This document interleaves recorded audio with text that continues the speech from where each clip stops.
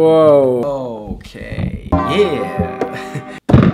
Oh, man. I already tried to film this once and the microphone was up too loud and it was really distorted. So this is my second time going through this and we're not off to a strong start too early in the morning.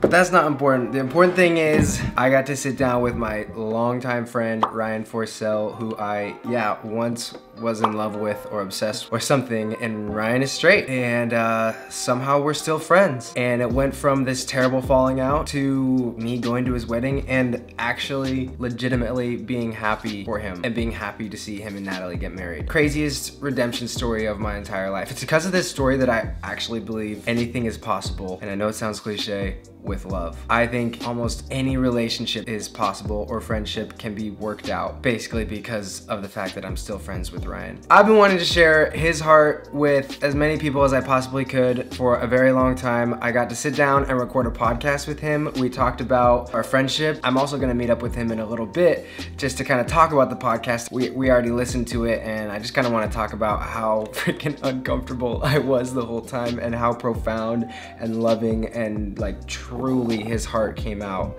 The same heart that walked me through essentially my journey to coming out and to being free. But first, I gotta send out this shirt. And if you don't know what this shirt is, it's called Be Free. I made these shirts that say Be Free on them. Here's a picture of some people wearing it. And it means you're a safe person to come out to. The two words Be Free came from Ryan and the conversations we used to have before I came out when he said to me, Brian, I want you to be free. Now this thing Be Free has become an event series. It's become a community of people who come together in coffee shops, in Lululemon stores, in other kinds of stores, backyards, and basically sit in a circle and listen to one another tell a little bit of their story in hopes that we can better love and understand people who are different from ourselves. And it's basically been born out of this community of people that I get to be in down here in Southern California and this friendship that I have with Ryan, and that's why this video means so much to me today. Also, if you watch this video, you think it's interesting, you listen to the podcast that's linked below of mine and Ryan's conversation, and you want to learn more either about our story or about Be Free,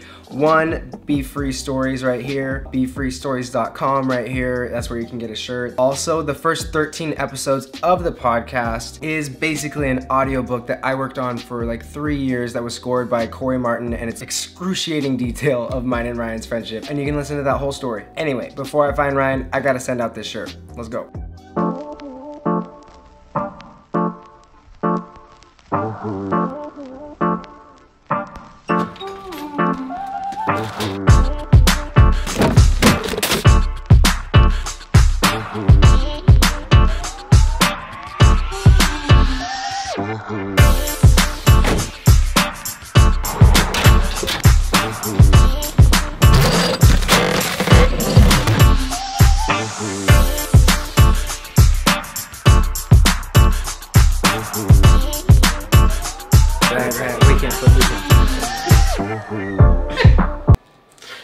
Why are we friends? Yeah, buddies. My friend Ryan. Here's the thing. I met Ryan a really long time ago. I fell in love with him and I thought that that was like the answer to my life, and that was what was ultimately like gonna save me. And we became really great friends that year in college. The whole time I was like, I think this is leading to something more. I believed it could be something more, but there was always that question, right? Well, you didn't think it could be more than a friendship. No, but, oh, I see what you're saying. Yeah. Yeah. No, but I thought in what we could be together as friends, that it would lead to something bigger than just us. And so in that sense, that's what I thought. That's true. You always said that. But you were thinking, oh, it'll be something more, as in maybe this could become romantic some way. Eventually, you believing that there was a greater purpose for our friendship, and me believing that that greater purpose was for us to be together, led us to getting really close, really fast. But then you met Natalie. It really threw a wrench in your plans. Who he's now married to. She's beautiful and she's wonderful. Pretty cool. I had to stop talking to you. It was rough to lose a best friend. He knew me in some pretty powerful ways through like some family drama, and you were present for that, and then you just kind of ghosted me.